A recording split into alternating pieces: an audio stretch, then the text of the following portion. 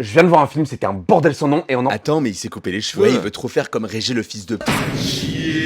Faut que je vous fasse un retour sur Megan 2.0. Alors écoutez bien cette phrase jusqu'au bout. Le rythme est pas bon malgré ces 2 heures. Les personnages n'évoluent pas. Le concept de l'IA est mal défini à l'inverse du premier, où Megan pensait agir de manière pragmatique. Si le premier se voulait un minimum cohérent, avec une IA qui allait devenir menaçante, tous les codes ont été mis de côté pour nous proposer un film génial. Parce que justement, c'est un bordel sans nom. J'ai passé un plutôt bon moment devant Megan 2.0. Pas parce qu'il a de bonnes idées, mais parce que c'est un bazar. Dans les grandes lignes, ça se passe 2 ans après les événements du premier volet. Gemma, donc le personnage principal, travaille pour encadrer et sécuriser l'usage des IA, pendant que le gouvernement en développe une nommée Amelia. Très vite dangereuse et inarrêtable. Gemma et sa nièce n'ont pas d'autre choix que de réinstaller Megan pour combattre cette IA destructrice. Alors, il y avait de quoi traiter de vrais sujets, mais c'est là qu'intervient le vrai gros défaut de ce film. Dans le premier, on était vraiment dans de la SF, certes un peu abusé, mais ça allait.